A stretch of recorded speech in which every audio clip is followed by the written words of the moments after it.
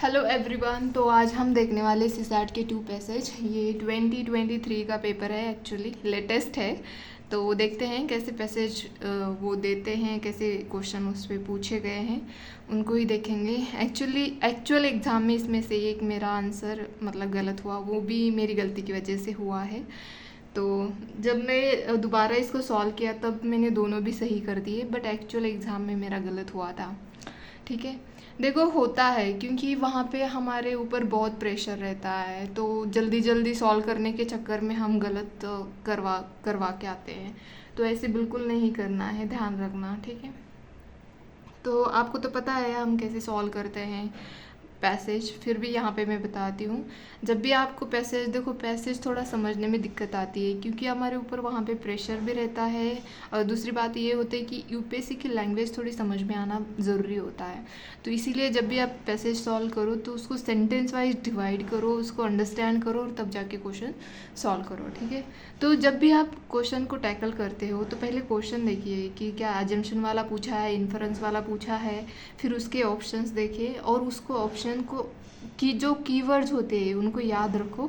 जब आप पैसेज पढ़ोगे तो आपको रियलाइज़ होगा कि ऐसा क्लियरली कहा था या नहीं कहा था, ये आपको रियलाइज़ होगा। ठीक है, तो और एक बात आपको मुझे बतानी थी कि मैंने कल भी पैसेज ही डिस्कस किया था और मैपिंग वाला नहीं था, क्योंकि मैं अफ्रीकन कॉन्टिनेंट पूरा कवर करने वाली हूँ। उसमें से काफ़ी कंट्रीज़ ऐसी है जो कि लगातार न्यूज़ में रही है, तो इसीलिए मैंने सोचा कि उसको डिटेल में एक्सप्लेन कर दे। शाम तक मैं वो अपलोड कर दूँगी वीडियो अफ्रीकन कॉन्टिनेंट का। और बाकी तो आप खुद भी करो, खुद से भी प्रैक्टिस करते रहो, क्योंकि देखो मैपिंग के लिए आप डेली 10 या 20 मिनट तो दे ही दिया करो, क्योंकि 4-5 क्वेश्चन आते हैं और इतनी इजी होते हैं कि वो आपके हैंड में होते हैं वो मार्क एक्चुअली। तो इसीलिए आपको अच्छे से करना चाहिए।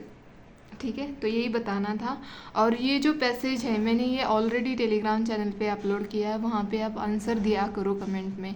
इतने सारे लोग ज्वाइन हैं बट आंसर तो देते 2-3 लोग ही हैं। देखो, तो जो 2-3 लोग देते हैं ना उनके लिए मैं बहुत ग्रेटफुल हूँ, क्योंकि उनकी वजह से मुझे भी मतलब दे आर इंस्पायरिंग मी।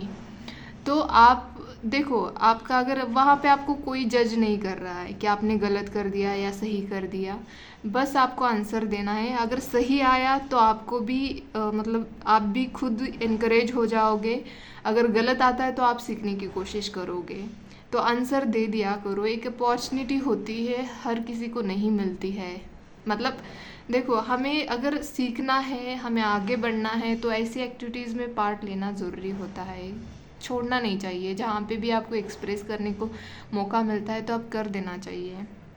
बस आंसर ही मतलब हम स्टडी कर रहे हैं तो स्टडी से रिलेटेड ही चीज़ें वहाँ पे डिस्कस करनी है। ठीक है, तो आप अपना आंसर दिया करो। जो देते हैं उनके लिए आई एम सो ग्रेटफुल, और जो नहीं देते हैं तो आगे से दे दिया करें। ठीक है, तो चलो देखते हैं पैसेज। तो एक्चुअली हम 11 एंड 12 वाला क्वेश्चन देखने वाले हैं। तो पहले हम क्वेश्चन देखेंगे 11 वाला। यहाँ पे मैंने ये इसका मीनिंग, ये क्योंकि एक ईडियम है तो इसका मीनिंग पता होना चाहिए, इसीलिए मैंने यहाँ पे लिखा है। बाकी तो जो मैंने एग्ज़ाम में किया है वही है सब कुछ। तो चलो देखते हैं। तो क्वेश्चन हमारा पूछ रहा है कि जो which one of the following statements best reflect the most logical and rational implication conveyed by the passage. Passage में से कौन सा मतलब मोस्ट लॉजिकल रैशनल इम्प्लीकेशन है, मतलब परिणाम, प्रतिबिंब क्या बोलते हैं उसको हिंदी में, प्रतिबिंबिता ही बोलते हैं ना, वो क्या एक्चुअल में हमें दिखता है, परिणाम क्या दिखते हैं, इम्प्लीकेशंस क्या दिखते हैं पैसेज में से, वो देखना है यहाँ पे ऑप्शन में। तो इस 4 ऑप्शन दे रखे हैं, उनमें से एक हमारा करेक्ट आंसर होगा। ठीक है, तो ये पहला इन्होंने ऑप्शन दे रखा है कि यहाँ पे बता रहे हैं कि arbitrary curves on vehicles to reduce pollution are difficult to implement. जो मनमानी बंधन लगाया जाता है व्हीकल के ऊपर ताकि उससे जो पोल्यूशन निकलता है उसको रिड्यूस कर सके, तो वो जो मनमानी जो होता है, एक्चुअली एक्ट हो, लॉ हो, जो भी हो, बट यहाँ पे एक्ट और लॉ की बात नहीं कर रहे हैं। जो मनमानी वाला जो बंधन होता है वो इम्प्लीमेंट करना एक्चुअली यहाँ पे डिफ़िकल्ट है, ऐसे बोल रहे हैं। ठीक है, सेकंड में बोल रहे हैं कि नी जर्क एक एडियम है तो इसका मीनिंग क्विक होता है। तो ये quick reactions can not solve the problem of pollution but an evidence based approach will be more effective। तो ये बोल रहे हैं कि जो हम क्विक रिएक्शंस लेते हैं उससे हमारा प्रॉब्लम सॉल्व नहीं होगा। अगर आप मनमानी मतलब इस कार पे बैन लगा दिया क्योंकि वो 15 साल पुरानी है, या दूसरी बाइक पे बैन लगा दिया कि आप इसको चला नहीं सकते हो क्योंकि ये पुरानी है, इससे पोल्यूशन निकल रहा है, ऐसे करके आप मनमानी तरीके से अगर आप बैन लगा रहे हो या कर्ब कर रहे हो तो ये इससे तो कोई सोल्यूशन नहीं निकलेगा। लोग तो देखो हर चीज़ में लूप होल ढूंढते हैं, लूप होल मतलब रास्ता ढूंढते हैं, ठीक है। तो ये बता रहे हैं यहाँ पे। तो इसके लिए क्या करना चाहिए कि एविडेंस बेस्ड अप्रोच लगाना चाहिए, वो इफ़ेक्टिवली होगा, ऐसे बता रहे हैं ये ठीक बी वाला। तो सी में देखते हैं, A heavy penalty should be enforced on those driving without periodic pollution test। जो एक पोल्यूशन टेस्ट भी होती है व्हीकल की, अगर उसको बिना किए कोई अपना चला रहा है या उनके ऊपर अगर हम हेवी पेनल्टी लगा रहे हैं तो ये यहाँ पे हो गया, ठीक है। A heavy penalty should be enforced on those driving without periodic pollution test, मतलब जिसने पोल्यूशन टेस्ट भी नहीं की है उसके ऊपर अगर हम ये पेनल्टी लगा रहे हैं तो इससे ये इन्फोर्स होगा, ऐसे बता रहे हैं, ठीक है। पेनल्टी की बात की है नहीं की है वो पैसेज में हम देखेंगे। डी है, यहाँ पे देखो कीवर्ड्स, यहाँ पे आर्बिट्ररी जो कर्ब्स है, to reduce pollution, difficult to implement. यहाँ पे कीवर्ड्स आपको याद रखना है कि डिफ़िकल्ट टू इम्प्लीमेंट क्या ऐसा है एक्चुअली, ये देखना है। और यहाँ पे can not solve problem of pollution but evidence based approach, evidence based approach इसकी भी बात देखनी पड़ेगी हमें पैसेज में। तो यहाँ पे हेवी पेनल्टी, पेनल्टी की बात की है नहीं की है इन्फोर्स करने के लिए, वो भी देखना पड़ेगा, ठीक है। और यहाँ पे ये लॉ की बात कर रहा है, in the absence of law to deal with the problem of pollution and the administration tends to make arbitrary decisions. तो ये एडमिनिस्ट्रेशन की बात हो रही है या नहीं हो रही है, अब्सेंस ऑफ लॉ की बात हो रही है या नहीं हो रही है, ये भी देखना ज़रूरी होता है, वो भी पैसेज में, ठीक है। इस तरह से करना है। मैंने जैसे बोला कि अप्रोच हमारा कैसे डिवाइड एंड रूल, इस तरह से पैसेज के लिए अप्रोच होना चाहिए। अगर आपको समझ में आता है पैसेज तभी आप आंसर दे सकोगे ना। तो देखो यहाँ पे बोल रहा है, To tackle the problem of pollution in cities, policymakers think that drastic actions like a temporary use of odd-even number scheme for vehicles, closing schools, factories, construction activities and banning the use of certain type of vehicles are a way forward। तो ये बता रहे हैं कि जो ये योजना है, मतलब ये जो पॉलिसी है ऑड इवन की, स्कीम बोल सकते हैं ना इसको, तो पॉलिसी मेकर क्या सोचते हैं कि ये वे फॉरवर्ड होगा, अभी लगाए तो ये टेम्पररी होगा बट एक वे फॉरवर्ड होगा, ठीक है। ऐसे बता रहे हैं जो पॉलिसी मेकर्स होते हैं। इससे पोल्यूशन, जो सिटी में पोल्यूशन होता है उसको हम टैकल कर सकते हैं। सेकंडली बोल रहे हैं, even then the air is not clean. ऐसे ये मतलब पॉलिसी ऑड इवन की लगाकर भी जो एयर होती है वो क्लीन नहीं है, ऐसे बता रहे हैं ये। Vehicles more than 50 years old comprise 1% of the total. जो व्हीकल जो होते हैं 15 years ओल्ड वो मिला के 1% होंगे। And taking them of the road will not make any difference. और उसको अगर हम बाहर भी निकलवा देते हैं उस 1% को, जो कि 15 years ओल्ड व्हीकल्स है, उनको निकाल भी देते हैं तो उससे कोई परिणाम या कोई डिफरेंस नहीं दिखाई देगा, ऐसे बता रहे हैं यहाँ पे। Banning certain fuels and car types arbitrarily is not proper. मतलब किसी फ्यूल के बेस पे किसी कार को बैन करना ये प्रॉपर नहीं है बता रहे। देखो प्रॉपर नहीं है बता रहे, डिफ़िकल्ट है इम्प्लीमेंट करने के लिए ये नहीं बोल रहे, ये प्रॉपर नहीं लगता है ये बता रहे। तो हमारा ऑप्शन ये तो यहीं पे गलत हो जाता है। अगर आपको ऑप्शन ये याद है तो यहाँ पे बोल रहे हैं कि arbitrary curbs on vehicles to reduce pollution are difficult to implement. क्या ऐसा कह रहा है? यहाँ पे ही देखो इन्होंने बोला है कि banning certain fuels and car type arbitrarily is not proper. यहाँ पे भी यही बता रहे हैं कि नॉट प्रॉपर, डिफ़िकल्ट है ऐसे नहीं बोल रहे हैं ये, ठीक है। Diesel engine produce more PM 2.5 and less CO2 then petrol और CNG इंजन। जो डीजल इंजन होते हैं वो ज़्यादा PM 2.5 ज़्यादा क्या बोलते हैं उसको प्रोड्यूस करते हैं देन CO2, और जो पेट्रोल और CNG होते हैं उनसे ज़्यादा, ठीक है, जो डीजल वाले इंजन होते हैं वो। On the other hand both diesel and CNG engine produce more nitrogen oxide then petrol engine. जो पेट्रोल इंजन होता है उससे ज़्यादा जो ये CNG और डीजल जो होते हैं वो नाइट्रोजन ऑक्साइड रिलीज़ करते हैं, प्रोड्यूस करते हैं, ऐसे बता रहे हैं यहाँ पे, ठीक है। No one has measured the amount of NO2 मतलब nitrogen oxide that CNG engines are emitting. तो यहाँ पर हो गया ये इतना ज़्यादा कुछ इम्पोर्टेंट नहीं है, हमें तो जस्ट यहाँ पे आंसर निकालना है, ठीक है। Arbitrary bans on vehicles that have passed mandated fitness test. देखो किसी भी व्हीकल के लिए फिटनेस टेस्ट देना ज़रूरी होता है और पीरियोडिक पोल्यूशन टेस्ट भी देना ज़रूरी होता है। अगर उन्होंने ये दोनों टेस्ट भी क्लियर कर लिए हैं और उनके ऊपर हम मनमानी बैन लगा रहे हैं तो ये अनफेयर है, ऐसे बता रहे हैं यहाँ पे, ठीक है। What is needed is the scientific and reliable information about the source of pollutants on a continuing basis and the technology that will work to reduce pollution from them। तो ये बोल रहे हैं कि क्या ज़रूरी है, तो ज़रूरी ये है कि हमें एक फैक्चुअल डाटा होना चाहिए जो कि साइंटिफिकली कलेक्ट किया होना चाहिए। वो ऐसी इंफॉर्मेशन चाहिए कि एक्चुअली ये पोल्यूटेंट्स आते कहाँ से हैं, मतलब इनका सोर्स क्या है मेन, उसी के अकॉर्डिंग हमें टेक्नोलॉजी अप्लाई कर देनी चाहिए और उसी के अकॉर्डिंग हम पोल्यूशन को रिड्यूस कर सकते हैं और वही एक तरीका वर्क करेगा, ऐसे बता रहे हैं यहाँ पे लास्ट में, ठीक है। तो पूरे पैसेज में यही पोल्यूशन के बारे में ही बात चल रही है और उसको कैसे आर्बिट्री नहीं करना चाहिए यही बोला है पूरे पैसेज में इन्होंने। क्योंकि आप अगर आर्बिट्री बैन भी लगाओगे तो कौन सी वाले 15 ईयर्स ओल्ड वाले पे लगाओगे तो उससे तो कुछ नहीं होगा, क्योंकि वैसे भी वो 1% ही है। अगर वो रहेंगे क्या नहीं रहेंगे क्या कुछ डिफरेंस नहीं दिखाई देगा, ऐसे बोला है उन्होंने, ठीक है। तो यहाँ पे हमें इम्प्लीकेशंस मतलब क्या प्रतिबिंबित होता है इस पैसेज से वो देखना है, ठीक है। तो पहला तो देखो वैसे भी उन्होंने डिफ़िकल्ट टू इम्प्लीमेंट करने के लिए नहीं बोला है, क्योंकि उन्होंने बोला है कि अगर हम आर्बिट्री जो होता है वो बैन अगर लगाओगे तो वो प्रॉपर नहीं होगा, वो अनफेयर होगा, इस तरह से बोला है उन्होंने, ना कि डिफ़िकल्ट टू इम्प्लीमेंट। तो यहाँ पे तो ये तो हमारा डिलीट हो जाता है फर्स्ट वाला।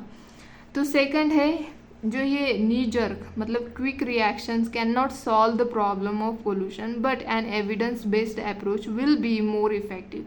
लास्ट में वही बोला है उन्होंने कि ये आर्बिट्री जो बैन होता है इससे कुछ नहीं सॉल्व होगा, इससे अच्छा है ये सब जो है आर्बिट्री और ये सब इनप्रॉपर है, मतलब प्रॉपर नहीं है, ये अनफेयर है। तो इससे अच्छा है कि हम एक प्रॉपर साइंटिफिक डाटा कलेक्ट करेंगे, इंफॉर्मेशन कलेक्ट करेंगे कि कहाँ से पोल्यूटेंट आते हैं, उसी के अकॉर्डिंग हम अपनी जो अप्रोच है वो इफ़ेक्टिवली अप्लाई करेंगे, ऐसे बोला था। तो हमारा बिल्कुल ये आंसर करेक्ट बन जाता है यहाँ पे, ठीक है।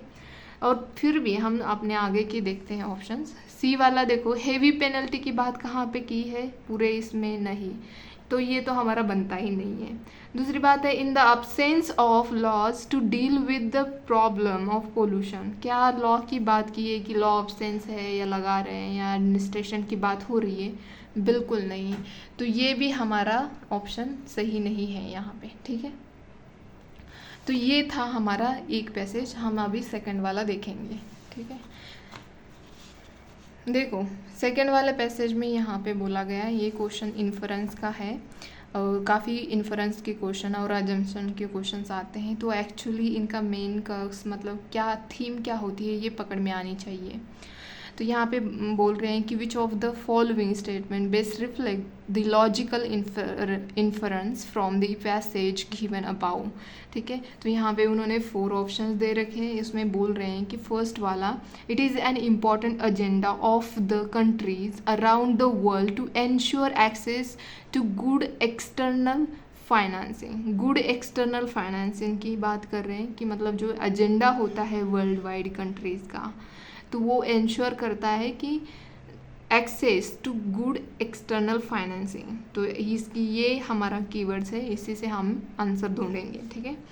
सेकंड है B, good corporate governance improves the credibility of the firms. जो फाइनेंस होता है, विश्वास होता है फर्म्स का, तो उसको इम्प्रूव करता है ये गुड कॉर्पोरेट गवर्नेंस। अगर देखो लोग, अगर आपको किसी भी कंपनी पे ट्रस्ट होगा तो आप वहाँ पे अच्छे से इन्वेस्ट कर पाओगे। अगर आपको ट्रस्ट ही नहीं रहेगा तो आप कैसे वहाँ पे इन्वेस्ट करोगे, नहीं करोगे ना। तो बिल्कुल इस तरह से बात है ये, ठीक है। सी में इंटरनेशनल कैपिटल मार्केट की बात हो रही है यहाँ पे। Ensure that the firms maintain good corporate governance. क्या ऐसे बिल्कुल कहा है कि जो फर्म्स होती है उनको कॉर्पोरेट गवर्नेंस को इंश्योर करने की ज़रूरत होती है, तो वो भी देखेंगे हम।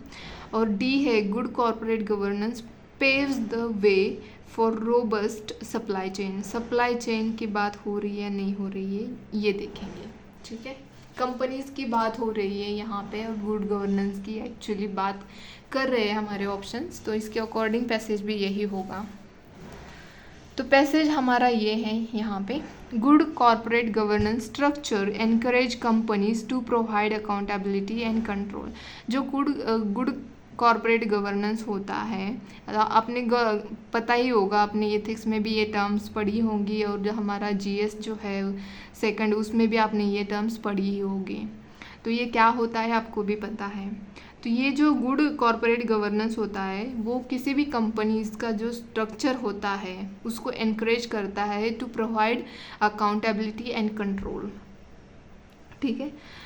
A fundamental reason why corporate governance has moved on to the economic and political agenda worldwide, यहाँ पे economic and political agenda की बात हो रही है worldwide, has been the rapid growth in international capital market। देखो जो इकोनॉमिक एंड पॉलिटिकल एजेंडा है वर्ल्ड वाइड, उसकी ही ग्रोथ हो रही है इन इंटरनेशनल कैपिटल मार्केट्स में, ठीक है। तो ये बात हो रही है, ना कि हमारा ये जो ऑप्शन पहला बता रहा है कि it is an important agenda of the countries around the world to ensure access good external financing. तो एक्सटर्नल फाइनेंसिंग की बात नहीं हो रही है यहाँ पे, ठीक है। तो हमारा ऑप्शन ये तो यहीं पे कट हो जाता है। ऐसे आपको पता, अब जब प्रैक्टिस करोगे ना तो आपको रियलाइज़ होगा कि कौन सा आंसर आएगा पढ़ते टाइम पे। Effective corporate governance enhance access to external financing. जो हमारा इफेक्टिव कॉर्पोरेट गवर्नेंस होता है उसी की वजह से हम एक्सटर्नल फाइनेंसिंग को मतलब अच्छे से एक्सेस करते हैं बाय फर्म्स के द्वारा, ठीक है। तो यहाँ पे ये बता रहे हैं, हमारा पूरा ये हमारा आंसर ही बन जाएगा, ठीक है। और leading to greater investment, higher growth and development, employment, sorry. और नेक्स्ट वाला जो हमारा सेंटेंस है, investor look to place their funds where the standards of disclosures of timely and accurate financing reporting and of equal treatment to all stakeholders are made. Investor वही invest करना चाहेंगे, वो ऐसे ही opportunity देखते हैं जहाँ पे कि उनको एक्यूरेटली सारी इन्फॉर्मेशन दी जाती है और सभी स्टेक होल्डर को इक्वली ट्रीट किया जाता है। ऐसी फर्म में वो अपना पैसा इन्वेस्ट करना चाहेंगे, ठीक है। अगर आपको इन्वेस्टर को अट्रैक्ट करना है, मतलब एक्सटर्नल फाइनेंस को अट्रैक्ट करना है किसी भी फर्म्स को, मतलब फर्म्स के द्वारा, तो उनको अपना जो कॉर्पोरेट गवर्नेंस होता है उसको इफ़ेक्टिवली इन्हांस करने की ज़रूरत है, तभी वो एक्सेस कर सकते हैं एक्सटर्नल फाइनेंसिंग, मतलब इन्वेस्टर को, ठीक है। ये बात हो रही है यहाँ पे। तो यहाँ पे फर्स्ट तो ऑप्शन हमारा गया ही है, क्योंकि ये बोल रहे कि important agenda of the countries around the world to ensure access good external financing. Good external financing कैसे, कुछ भी नहीं किया और कैसे वो मतलब आप एक्सटर्नल फाइनेंसिंग कलेक्ट करोगे, नहीं होगा। तो ये तो गलत ही है, मैंने जैसे कि बोला था आपको। सेकंड मतलब बी है, good corporate governance improves the credibility of the firms. अगर आपका कॉर्पोरेट गवर्नेंस है वो अच्छा होगा तो वही क्या करेगा, आपकी फर्म्स की जो क्रेडिबिलिटी होती है उसको इम्प्रूव करेगा। क्रेडिबिलिटी मतलब विश्वसनीयता जो होती है उसको अच्छा करेगा। तो यही बात बोल रहे हैं कि इफ़ेक्टिव कॉर्पोरेट गवर्नेंस होगा तो वो enhance access to external financing by firms के द्वारा। कभी एक्सटर्नल फाइनेंसिंग तभी अट्रैक्ट होगी जब आपका गुड गवर्नेंस जो होता है वो अच्छा होगा, तभी लोग इन्वेस्ट करना चाहेंगे, आपके ऊपर ट्रस्ट होगा तभी वो इन्वेस्ट करना चाहेंगे। ठीक है, तो यहाँ पे हमने हमारा बिल्कुल आंसर बी बन जाता है, क्योंकि यहाँ पे क्लियरली मेंशन किया गया है। ठीक है, और सी है international capital market ensure that the firms maintain good corporate governance. तो यहाँ पे क्लियरली बोला है इन्होंने कि a fundamental reason why corporate governance has moved on to the economic and political agenda worldwide has been rapid growth in international capital market. तो ये तो हमारा बिल्कुल भी नहीं बनता है। और जो डी है good corporate governance paves the way for robust supply chain. क्या रोबस्ट सप्लाई चेन की बात की है? सप्लाई चेन की बात तो बिल्कुल नहीं की है। सप्लाई चेन की बात तो ट्रेड में आती है, ना कि इन्वेस्टमेंट में आती है। ठीक है, तो ये तो सप्लाई चेन की बात पूरे पैसेज में हुई नहीं, तो हमारा डी तो बिल्कुल ही नहीं बनता है। तो ऑप्शन हमारा बी करेक्ट हो जाता है। तो होप कि आपको ये दोनों ही पैसेज समझ में आ रहे हैं। इसी तरह से आपको भी आपका आंसर निकालना है लॉजिक लगा के। मतलब इन्फरेंस का मीनिंग ही होता है कि निष्कर्ष, पूरे पैसेज में निष्कर्ष क्या निकल के आ रहा है, मतलब सीख क्या मिल रही है। इस तरह से सोचना है इन्फरेंस वाले क्वेश्चंस में और अच्छे से आंसर निकालना है। तो आज के लिए इतना ही। प्लीज़ आप टेलीग्राम चैनल ज्वाइन करें, वहाँ पे मतलब इन्वॉल्व हुए एक्टिविटीज़ जो होती है उसमें इन्वॉल्व हो जाइए, ताकि आपकी भी प्रैक्टिस होगी, आपको भी एनकरेजमेंट मिलेगी। ठीक है, तो आज के लिए इतना ही। धन्यवाद।